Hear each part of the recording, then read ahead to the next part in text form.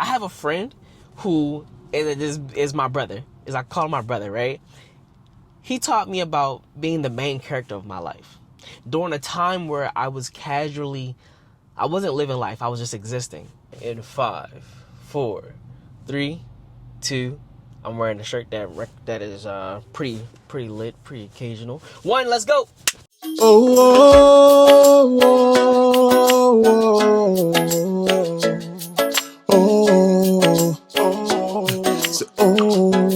Just the two of us, you and I. Alright, welcome back, guys. What's up to another car edition of our show.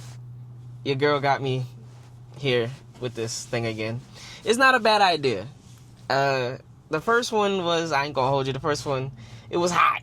It was hot and the car felt like a microwave. And we overcomplicated things. Very much so. But now we're simplifying things. And it is a nice gloomy day. Not really nice because I'm tired. But hey, it is gloomy and it's not hot. So, round of applause.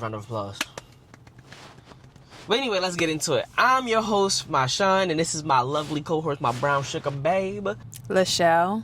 And together, we're known as The Chosens. And it's been a while since we did that together. And I think it's been a while since I actually set it up correctly. It's a good time. Yeah. So today, we honestly don't know where this episode's gonna go. But I want to give y'all some backstory.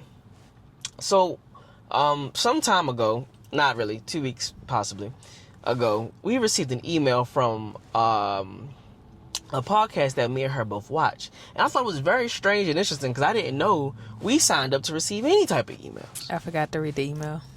The email discussed the friendships, adult friendships, and really the grief of adult friendships, grieving adult friendships. So the overall concept of the email was grieving adult friendships. And I was like, that's very interesting. That's something I never really thought about, the grieving of adult friendships. So I think I was like, hey babe, did you get that email? I got the email. Uh-huh. I didn't read it, but I saw it and I was like, Okay, so you got it, but you didn't inquire. Life be busy. And I'm so glad you said that. Because that's part of the reason. So, guess what we're talking about today, guys? Adult friendships. Because then, as the week went on, and we were like, what are we going to talk about? Normally, we let God give us inspiration, right? We have our topics, but then, oftentimes, we don't get to them topics. So, a couple other things happened this week on both our ends, and it was like, it was screaming, talk about friendships. So, guess what we're going to talk about, guys? No, that's not going to work. Friendship, so to have them, friends. All right, I'm sorry, I'm all over the place this morning. This is a 5 a.m. wake up call, guys. So let's start it off, right? I'm gonna ask you some questions. Okay. We're gonna pity pat this thing, okay. Right? I'm gonna give y'all some statistics that I thought were pretty cool and interesting, and then we'll leave y'all with some questions. But let's get into the episode. So, babe, adult friendships are a lot different than our friendships growing up, right? Yes. They often seem as categorized as harder to establish, more work to maintain, and overall, I think a low-key deprioritized. So my question to start off this is, why do you think adult friendships are hard in the first place? Well, for me personally, adult friendships, I noticed the difference because I moved away. Mm-hmm. So living far from my friends that I essentially grew up with is what made it more challenging because proximity is it changes a lot of things. So it forced me to have to put more effort into maintaining those friendships. Mm-hmm. Like being the one to check in on them and see how they doing and stuff, and just really trying to keep the connection. And I think that's what made it harder. And then as you mature and you have kids and career and businesses and just you have to start taking care of the family members, the responsibility load is what makes it challenging because you have other responsibilities that you didn't have when you were a kid or when you were a teenager. Yeah. Most of us didn't have anyway, right? Yeah. The level of responsibility that we have now. Yeah. And that's what makes it difficult because now you have to be more intentional and you have to prioritize the relationships that are important to you and the things in your overall life that's important to you. Yep. And you mentioned something good, proximity. And I think you're going to say, like, proximity isn't everything, but it is. Mm-hmm. Proximity is everything. Mm-hmm. Proximity determines where you're going in life. Proximity determines what doors open. Proximity can determine how you hear from God. Like, proximity is literally, like, everything. Yep. Right? So, that's a big one. And I think you hit the nail on the head. For me, it was a lot about proximity. Like, at one point, I had my friendships down to a science. I knew how to make friends. I knew how to not make friends. But most of my friends were made through a couple different ways. And this is like, I'm speaking like later on in life, like college area, right? This was through parties, right? Some type of party, whether it be a dorm party or going out to the bar or whatever. But it was a social gathering that had a lot of positive energy behind it. Okay. Right? I found it easier to make friends in that setting than just walking up to somebody and saying, hey, what's up? Because at that moment, we had more in common that I could easily talk to yeah. than You're in a trying social to setting find together. it. Yeah. So a lot of times early in life, friendships are mainly formed through the normalities of life, right? Schools, neighborhoods, and even dorms. You become friends with people in the dorms you like. I probably wouldn't talk to you in real life, but college has a funny way of putting us in our own like little world for those 4 to 5 years, or even 6, depending on how long it took you. You know, no shame in that. And you leave that thinking like, oh, I'm taking most of my friends with me. Some people may realize like, oh, I'm only taking 3 or 4. You know, I think our time in COVID also made it harder for us. Now that you bring that up, and now, you know, those of us who work from home, we have less social interaction. So when it's time to like be social face to face with people, it's harder because we spent like almost a whole year inside to ourselves, just with our immediate family, and so going outside is different now. Yeah. It's very different. But if we were like in offices and in more social settings, then it would be easier for us to make friends. True. And also, again, it goes back to what's normal to you, right? Like, if honestly, like I play the game a lot, right? At this point, you know I'm a gamer. And it's probably easier to make friends online than it is in person because of that normalized structure. So, and honestly, through the structure, it creates that intentionality, right? Because it creates, because honestly, the difference between our friendships as an adult and our friendships coming up, kids, child, youth, them, is that the intentionality shifts. Now I'm intentional about building my life. Now I'm intentional about being the best husband I can be, you know? And it kind of just happens, like, it's kind of that, like, let me overcorrect, correct myself to make sure I'm doing what I need to do instead of just making small adjustments as time goes on, if you get what I'm saying. Like for example, when life changes, let's say I go from not having a job, right? I'm able to play the game a lot, been able to connect with my friends a lot more. You know, I have more free time. So then I get a job that requires most of my attention, right? Let's say 90% of my attention, right? Now all the outside stuff has to go down so that I can put my intentions on actually being great at my job and my career. You see what I'm saying? That's why prioritizing comes in. But I think you are really, really good at prioritizing spending time with your friends. And because y'all have the social setting of, you know, online gaming, it works out easier for you. Whereas I am a more in-person type of person. So, like, it's not really there for me. And we got to separate old friends from new friends. Oh yeah. Cause that's really, really a thing. There's stuff you go through with your friends who you grew up with, so to speak, and then there's the realm of making new friends as an adult and building those relationships. So for you though, like, I think you're really like good at being intentional about prioritizing the time with your friends you grew up with and checking in with them.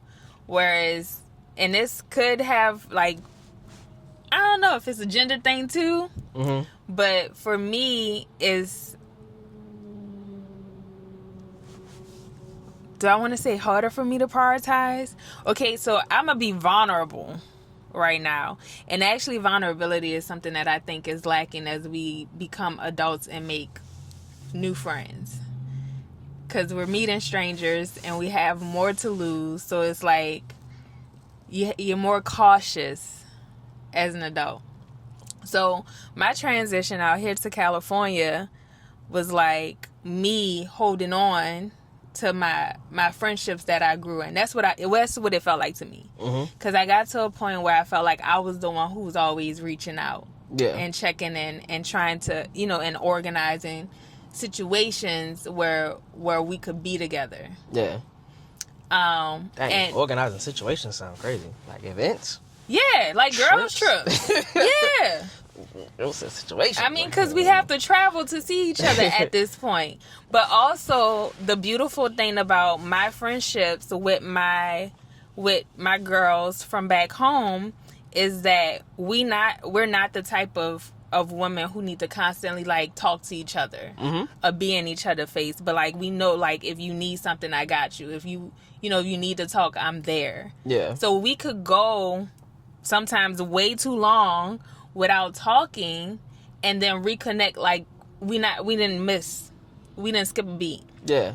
And I think it also plays into like personality types too. Like me, I don't gossip. I don't have a whole bunch of hobbies. I'm very career focused. We don't have kids yet. So like if we not talking about God, business, improving, I ain't got much to talk about. And I feel like with typical friend groups, you do. Like, I'm not a complainer at all. So it's really the setup of the person. The setup of the person? Yeah. What do you mean? Like, who you are as a person. I think it's also about intention, just being more intentional. Like you say, if it's not one of these three things, then you don't really have much to talk about, right? But does that speak to your lack of growth as a person? Your ability to be able, honestly, just your ability to have a conversation. Because I will agree with you, COVID did destroy, or being locked in that thing did destroy a lot of our communication skills. Being able to just pull things out of that thin air to discuss. Hey, I like your lip gloss. What is that? You know what I'm saying? Or, hey, yo, remember when we used to do Pokemon cards back in the day? Just reminiscing on things. Now it's like, if it's not forward, it doesn't need to exist. I think you have a really valid point there. But check this out, because I thought this was very interesting. A 2021 poll found that almost half of American adults have 3 or fewer close friends. So that tells us that this is actually like an epidemic. Because another thing that email pointed out was that there is literally no structure in place that like helps friendships stay together. Like we have songs for R&B for relationships, right? We have rituals and different rituals. Systems. That's a strong word. So a systems in place that deal with heartbreak, cheating. I should have cheated. Like, you know what I'm saying? All those things in place, but not really a lot for friendships. Not a lot of like challenges for friendships, right? There's a lot of couple challenges out there. Can y'all hold each other up like this? Can you do that? But there's not a lot of friendships out there.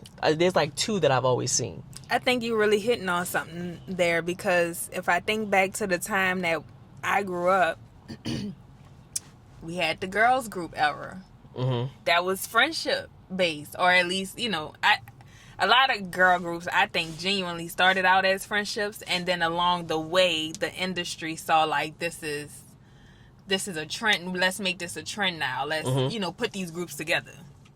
But nevertheless, we had girl groups to like show us how to have that bond and have fun together and stuff that they would sing and talk about and do, you know, with their friends. Yeah. So I really think, and then there was the boy group era too.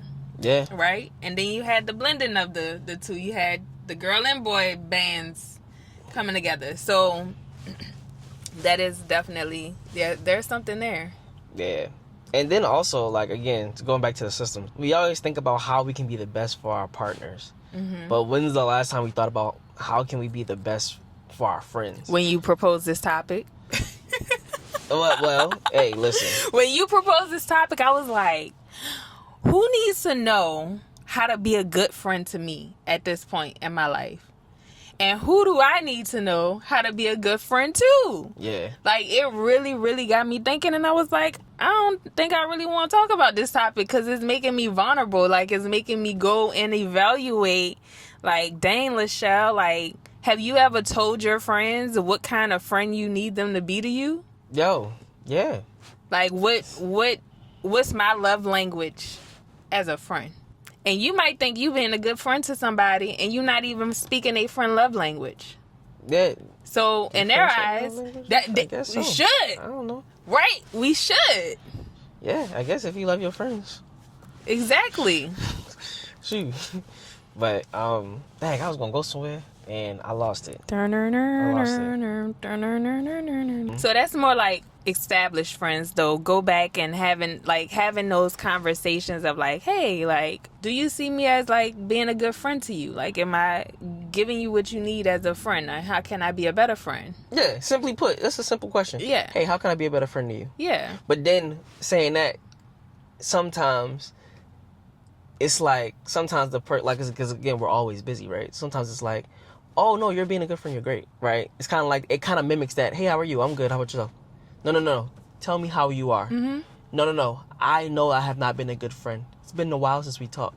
Tell me what's going on in your life. Mm-hmm. Let's slow down a bit. You know? So, when's the last time y'all thought about your friends? Like how you are as a friend or how someone can be a better friend to you? Moving on, though. Because, like you said, you have friends you grew up with. Then you have your new friends. Mm-hmm. And when we think about new friends, we got to think about what a friend is in this moment. So, what does a close friendship mean to you now versus what it meant to you in the past growing up? Like, what would you say a close friend was from past to now? A close friend in the past was somebody I went through life with, essentially. I've been friends with my best friend since 3rd grade. We went through a lot of life together. A close friend now is somebody who's looking out for me and I'm looking out for them.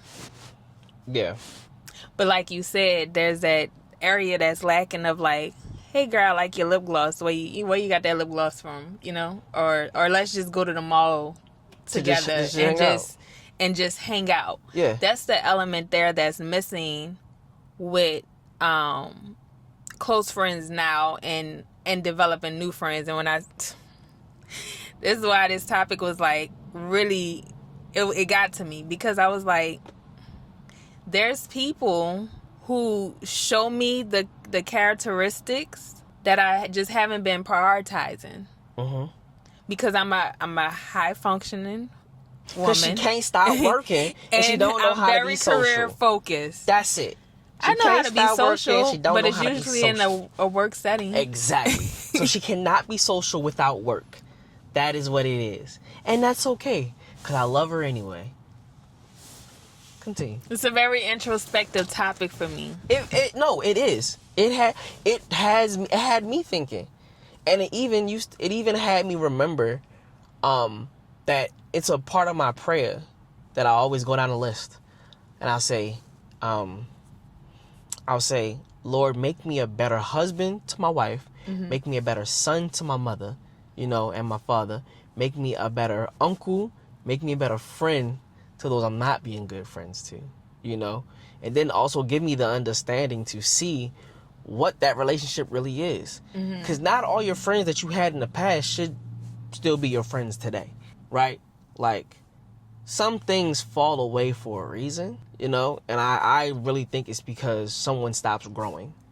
And when you stop growing and so when you stop growing and you no longer want to grow, people detach. You become what they say, you become out of their quote unquote league. But some friends are just there to teach you a lesson, or you know what I'm saying? Mm-hmm. Or literally just to walk through life with you.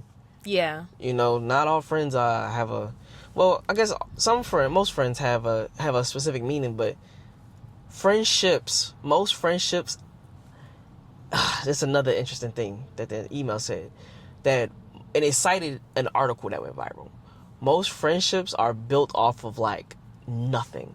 What I mean by nothing is that like there is no forward, what I'm calling forward value, meaning like progressive value, right? Mm-hmm. It's just like, oh, we played a game together.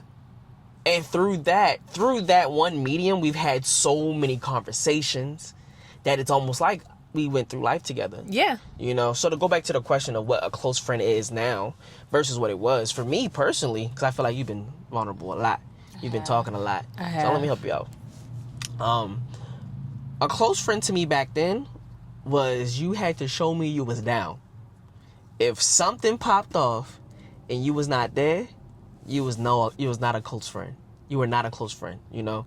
And that was through a lot of trauma. Like when I had to sleep on some people's couches, you know what I'm saying? Could I call you to be like, hey, yo, I got to crash here because my financial aid didn't go through. Mm-hmm. You know what I'm saying? And I don't really have a home to go back to, you know? You know, can you help me move into my dorm? Like, you know what I'm saying? Simple things like that.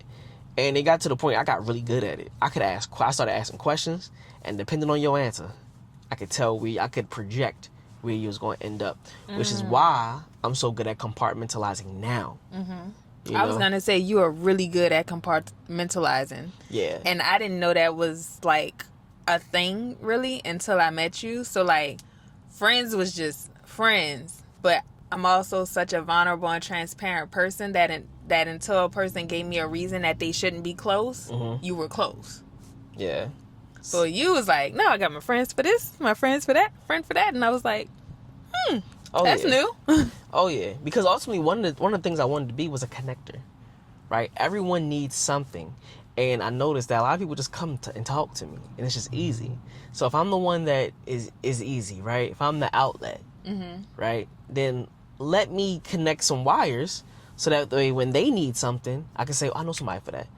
Oh, I can put you on for this, and it's not for me. It has nothing to do with me.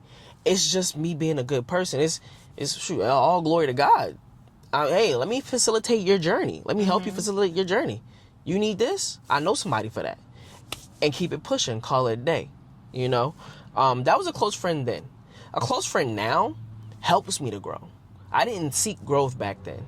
I sought warriors, if you will. People that was going to stick with me. And or keep me in line. But not really like to help me grow out of my comfort zone. You see what I'm saying? Now I'm looking for people to help. Like a close friend to me helps me grow out of my comfort zone. They challenge me in healthy ways to say like, Marshawn, that was an idiot move. Why did you do that? You're too good. I have a friend who is my brother. I call him my brother, right? He taught me about being the main character of my life. During a time where I wasn't living life. I was just existing. And after that conversation, first off, we found out two things. One, if we both got superpowers, he'd be evil and I'd be good. We found that out easily. Two, so now we have an inside joke. Two, we found out that a lot of people don't think they are the main character of their lives.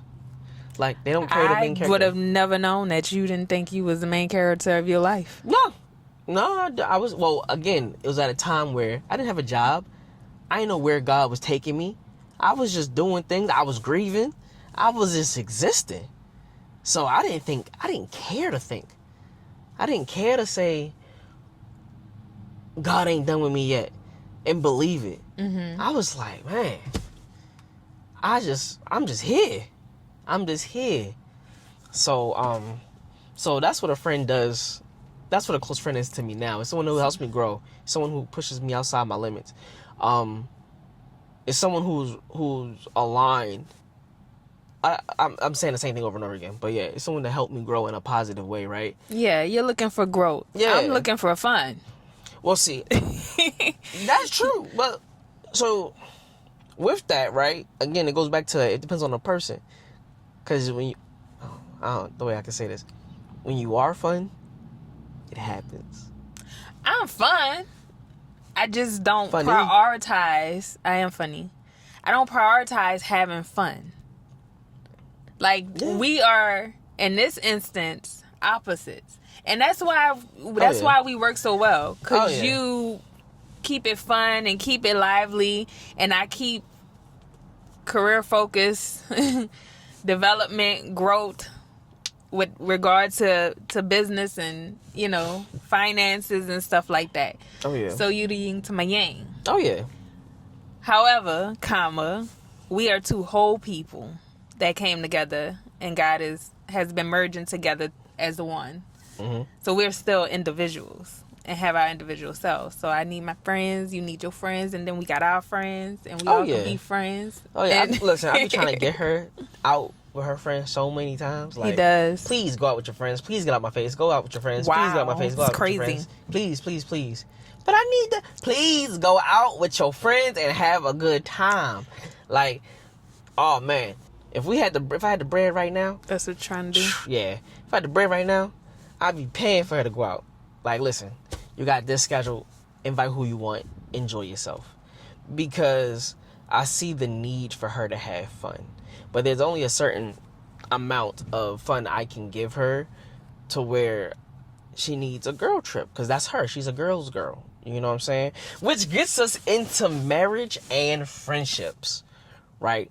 Because we've been rapping for a minute about just friends and stuff like that. But this is super important. There's so many people that need this, that can take something away from this. Like, having a social circle is super important. And what we didn't touch on before you get to the next part, I lost it. It's going to come back to me. Talking about friendships now versus in the past. Environment. Oh yeah, environment. You know, where we live is not a friend fun focused environment. It's a family fun focused environment, and that's a whole nother thing. But like the cultural differences. Oh yeah, doesn't appeal to us. So like if I'm in the city that we live in, yeah, ain't nothing really fun that I want to go out and do. Yeah. And, you know, that comes with some explorative. Things. Yeah. Being more explorative as well. So, yeah, that comes with, you know, exploring the area more. Mm-hmm. But also, like, I just crave the type of fun that I had back then. Okay. Well, see, that gets us into something different now. Because I'm like, well, should fun change according to your age? Not an age, but it's not. What phase of life? Like, for example, in order for I'm gonna have fun wherever I'm at. Wherever I'm at, I'm gonna have fun. Mm-hmm. Right? I love going out to dive bars. I wasn't a club person. Mm-hmm. Didn't like the club. For some reason, I know all the club music, and it speaks to me in such a way. But it's in your genetics. Yeah, but going to a club like that, I gotta pay to get in. And then if I want to get a drink, I got to pay for a drink. Nah. I'd rather go into the bar that has a dance floor, that turned up. You know, if I want a drink, it's there. But guess what? I didn't pay to get in. I'm just there to dance and have a good time. Mm-hmm. You see what I'm saying? To coming out here in California and being like, ain't really no dive bars like that. If it's a bar, it's a lot of pool tables. You know, it's a lot of drinking beers and cigars and stuff like that, you know, and I don't do nothing. I don't do that, mm-hmm. Right? So then I just shift my fun. Okay, well, I like being outside, you know. I like fighting, martial arts. So I'm going to go find those type of things. Mm-hmm. Found golf, mm-hmm. Right? I started leaning into things that I may have ignored because I was so focused on just one way of having fun. Now life is presenting me a new way of having fun. Hiking, boating, whatever else there is to do out here, you know, but stuff that we've done. I can't think of everything we've done. Hiking, going to the like adult, I'm gonna call it the adult arcade, where you gotta use your whole body, activate to like move around and stuff. Yeah, that's fun. VR, putt golf. That was actually surprisingly fun. Things like that is what I'm talking about. So your phase of life, location. Do you think that you could ebb and flow the way fun looks to you? Because you from New Orleans, y'all have a specific fun. Yeah, we have a very specific cultural. Whew. If you ever been to New Orleans, you know it's its own. It's very much so its own place, and the way we vibe there is really hard to find anywhere else. Yeah, it's just we have our own music. Yeah, it's there. It's really there, and that's why I asked you that question. Like, do you think that maybe taking note of what you find fun would help you navigate ways to connect with people and build new friendships? Maybe. I'll try it. Plus, we have one homegirl who always hits us up. Shout out to them. Because, like, man, she always hit us up with some stuff. Like, one day she just asked us, like, hey, what are y'all into? Just so I know what to send y'all. I said, goodness gracious.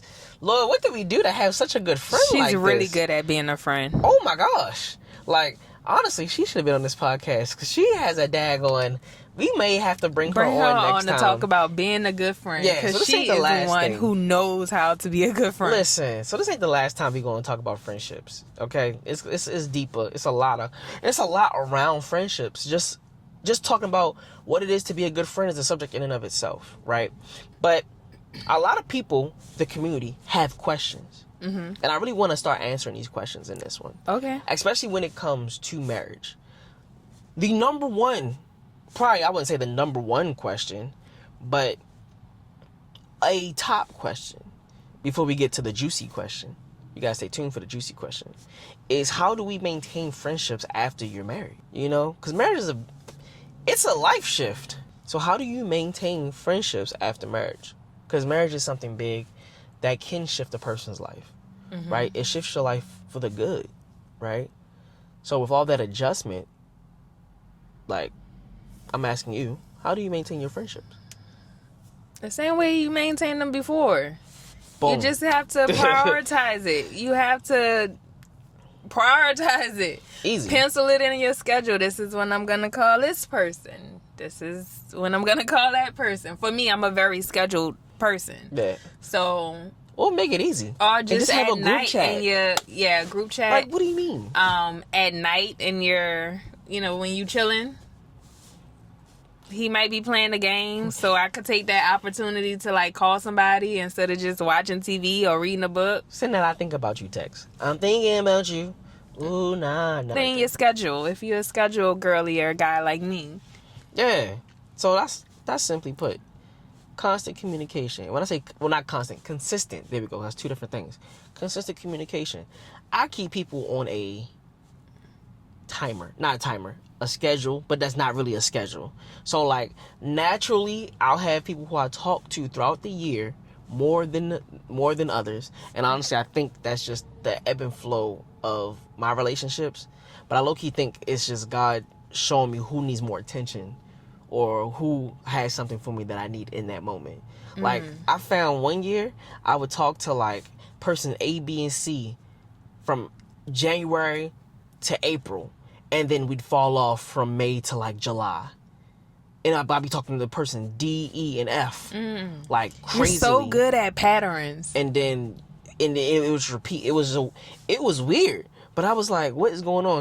So in my head, I was like, maybe, like, this is something God has, like, intentionally set because they need whatever I have or I need whatever they have in those seasons. But also it's the ebb and flow of, like, life thing. Like, for example, my best friend is an educator. So she has more free time during certain periods of the year. So it could be that with your friends too, the way you have them grouped by, like, seasonality, time of the year, or whatever you want to call it. But yeah, like, just the ebb and flow of life of when when you both have the mutual time needed to have those conversations and to do those things, spend time together. Yeah. Yeah. So that's simple. How do you maintain friendships? Just be consistent and prioritize. That's it. And be smart. Like, we have technology. Schedule. Ain't nobody gonna know you scheduled that text message. No one really cares. If You talking to me, but how will they know? Oh, they know. How people know when you schedule a text? Let me tell you something. You're not supposed to schedule it like same day of the week and stuff like that. Let me tell you a story. I was sending out scheduled text messages to my grandmother, my mother, my father, and my granddad. All right, when I was in college. Because it was just too much time for me to, like, well, I ain't gonna say too much time. I had too much in my head that I shouldn't have prioritized. Mm-hmm. But I wanted to make sure I kept those connections strong, mm-hmm. right? And you're like, keeping connections strong with your parents, that sound weird. Hey, listen. Maybe one day we'll get into it. But yeah, keeping connections strong. So I would send a text message. When I did schedule my text messages, Mommy was the one that found out. She said, hey, don't send me no more scheduled text messages. I said, that's crazy. That's crazy. How did she know? She know her son. She know me. That's how she knew. But that's still crazy. She knew. No, she so said, what were you doing? Huh? Oh, I was sending out at the same time every day. And I was saying something like, you general. don't do that. It was like, good morning. Hope you have a fantastic day. But for me at that time, I was like, oh, that makes sense. Let me tell you how to finesse scheduled text messages. How can you finesse scheduled text messages? You don't even use them. I'm about to tell you, I was using them, not the way you was using them, but I was using them. But I might have used them the way that I'm about to tell you how to use them a little bit. So what you do is, when you think about that person, when you have a sincere, authentic thought or question, and maybe now is not the appropriate time to send that message because maybe they are married, okay, or something of that nature, or at work. I don't know. Why are you so close? But because I'm making my point. Can you let me do my thing? Go ahead. Do what you do. That's when you schedule that message to go out. Okay? Don't be Mr. Robot over here. But yeah. That makes sense. That was my youth days. That makes sense. I just saw the advantage and I took it. Yeah. I was like, this is great. You can schedule text messages now? Lit. Can I say something? For all the budget people in a relationship or just watching this podcast like me, and this is for me too, budget and fun. Because when I get hit up about doing things with my friends, I go look at my bank account and I be like, fun not a priority. But I think in this day and age, we need to make fun a priority and also, think about budget-friendly things that you could do to have fun. And that alludes to what you were saying earlier about fun looking different, depending on your phase in life. I want to go out and dance, okay? I do. I want to go get dressed up. I want to go to a little clubby club, lounge type situation that play good music. And that's what I want to do. You want back home vibes. I want back home vibe fun. And I'm not finding it here. So I'm trying to figure out how to get my girls together to do something. I said, because you don't want to go back home. So you were between a rock and a hard place. Yeah. Between a rock. Anyway, what's the next topic? You see what I'm saying? What's the next point of discussion? So, all right, because I know we normally have short videos, but guys, this is a good topic. This is honestly a good topic. A lot. Yeah. So the next question that people want to know is, and this is going to be actually before I let that one fly. How do we make couple friends? How do we, as a couple, make friends? Okay, so full transparency, a lot of my new friends and some of our new friends come through work. Okay, and when I meet a couple and I just be like, we're gonna vibe well together, or I think my Sean will vibe well with the husband, make the connection. I get us in front of them. Usually after I'm done with the work part of the relationship, where the relationship can then, form and become like a friendship or I was gonna say brother sistership, because sometimes they become like brother sisters to us, Yeah. right? Like family by bond. But yeah, so that's how we've made friends All right, from my side of things. from my point of view, we made friends by moving fast. All right, moving intentional. Oh, like, you meant for that. example, huh? You meant that? No, that's your point of view. I told you, work, Oh. all work, 4% play. Like, but Unfortunately, the way I look at it, that we make friends is that we move. The faster we move on things, and the more intentional we are, generally the connections last longer. What do I mean by that? I'm so glad you asked. One, when we say we gonna hit them up, we hit them up. Okay? Then we schedule something. Because a lot of times I notice that when we make couple friends, if we don't schedule something, life gets in the way and we fall away. And then it becomes yo, we got a link. Yo, I know we got a link. And after a while, I'm tired of saying we got a link, you know. But we move quickly. We move quickly and we move fast. so glad to you get in said front of that, them because I've again. had to, take on a couple scheduling situations recently. Oh yeah, and I think that's because of how we both make friends. We make them separately, right? You make friends through coffee and meeting ups. Mm-hmm. I can make friends over the phone by sending consistent text messages. You're not consistent in your text messages, but you're consistent in your experience. Yeah, You see what I'm saying? That goes to like who I am as a person. I Exactly. prefer face-to-face interaction. Exactly. So that's how I think that's how we differ, and why. Like what she's talking about is we supposed to make plans with a couple of couples, and when it was left up to me, we was chilling. Me and husbands, we was vibing. We was on Instagram and in chats and stuff, sending each other restaurant ideas and whatnot. Like, that was cool. We was chilling. Even though we do see a place a need to meet up, we was just chilling at that moment. But the last question, and I think this is a burning question, deals with the opposite sex. Having friends, is it okay to have close friends of the opposite sex, or even friends of the opposite sex when you're married? I think that is a conversation all in and of itself. It is. Is it just okay for clarity to have close friends of the opposite sex when you get married? No, Why? because it opens the door for the realm of temptation. I'm BSing. He knows it. So this was something that we had to be intentional about overcoming when we got together, because culturally, during the time and place that I grew up in, 99.9% of the men who said they wanted to be friends had non-friend intentions. I don't think I needed to quote that one. So I grew up with the belief that men and women could not only be friends. And then she met me and was proven that it was wrong. A female best friend. Oh yeah.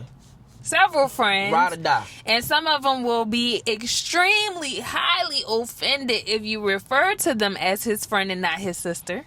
So, with that being the case, yes. Yes. You can have friends. You can. You can have close friends. It really just depends on you, on y'all's relationship. Because honestly, this has been the thing that comes up a lot. When it comes to someone getting married and they have an opposite sex best friend, or just making friends, right, of the opposite sex. Like, it can bring contention. Mm-hmm. And I think the reason why it doesn't for us is because we're very... One, I put everything out there before we got married of what it was and what to expect, right, on my end. And then, on top of that, I made sure you knew, like, yo, these are strictly just friends, So, with that whole thing, I think we just have a level of transparency that we kept along, right? If 100%. I asked about, like, because when I met her, she was having all these coffee dates and tea dates and stuff like that. And I'm calling them dates, but meetups with, like, clients and business folk, but they was all men. And it got to the point, my mother asked me, she was like, yo, you sure? Like, you sure she So even she going to drink some coffee? Because it's a lot of men. And she may have been joking, but low-key, it almost planted the seed that I had to get curious. But I was like, you right, Mom. Maybe she out here smutting getting smutted down or something like that. I don't know. Yo, but you then, did not say that. But then I thought about it to myself, and I was like, You're going to have to bleep that. Like, assess her character. You know what I'm saying? What is it? Does she look like the type of person to do that? And I was like, no. And then every time I asked her about a person, like my homie, I asked him about like, I'm gonna say Johnny or whatever, right? Like, who is this guy? You know, oh, he's this, that, and the third. I'd be like, oh, okay, cool. Next thing you know, me and him is friends. We chilling. He stole my friend. So I was like, dang, that's crazy. But you have a very valid point, because even though majority of the men I was networking with, I wouldn't consider them friends, it still was like the underlying context is still the same. You're spending so much time with people of the opposite sex, like something could be going on there. Yeah. And I just want to say this so that it stands out as a point: assessing your spouse's character. Yeah, and I think that's where people get like nervous, like especially like a lot of friends, like on the opposite side, right? A lot of women that have male friends that naturally just have a lot of male friends. Once them male friends get married, they're left on the outside. Like, well, now I gotta I can't hit you up like I think I can. You know what I'm saying? But the way I attacked that was I had conversations with both my female friends, you know, and even my regular friends. And everybody got the same boundary. Please, I remember in the beginning of our marriage, I knew that was like the fragile part, right? Don't hit me up late at night. Back in the day, you could hit me up late at night, I'd be up. 1 a.m., 2 a.m., 3 a.m., I'm up. You know what I'm saying? I might call you because I'm on my way from a booty call or something like that, and I need somebody to talk to. But like, now I'm married. Don't hit me up past a certain time. And that was just a boundary, temporary at that, but it was a boundary that I set because I had to protect the building of our marriage, right? The still coming together part of our marriage. Now that we locked in, now that they're locked in, because I also made sure they established friendships and connections and knew who was who. Yo, we never really have that problem. Yeah, right? I wanted to mention that or make sure that you pointed that out, that you were really good at being intentional about merging our worlds when it came to me meeting your sisters by bond and your female friends, and a lot of them have become great friends to me as well. Yeah. But yeah, so that's the question, that's the answer. So asking the viewers, have you had any issues or had any conversations around having friends of the opposite sex? How do you feel about it? Yo, let us know in the comments below. Some other things I want you to think about, right? When was the last time you thought about how can you be a good friend? Right? Matter of fact, we challenge y'all that after you watch this episode, whoever comes to your mind, you haven't talked to in so long, reach out to them. Start off with, hey, how you doing? And really ask them how you doing. Really, really care about it. And then let the conversation ride off. If it doesn't go past, hey, how you doing? I'm doing well. How about you? Then let it be that. You know, but be vulnerable with them too, because that's how conversations actually grow. Hey, y'all. Even I have trouble with this as well. With my brothers, sometimes I'll be like, hey, y'all, I just miss y'all. I just miss y'all energy. Let's hop on a game. We don't even got to play it. Let's just hop on a game and talk. You know? So, this has been a well talked about conversation. I think there's definitely a need for part 2, for part 3, for part 4 with a guest. And we may have some other parts. But if there's anything we have not talked about, didn't hit on, that you would like us to know, please feel free to reach out to us at themarriageispodcast@gmail.com. Again, email your topics to at themarriageispodcast@gmail.com. Comment them on the picture. Comment them on the video. You know, we read your comments, so please let us know what are some things we didn't address, what are some things you want to hear more about, and honestly, what stood out to you. And be sure to like, subscribe, comment, share it with a friend. All right. So until next time, we're out. Peace. Yeah, you've been so good.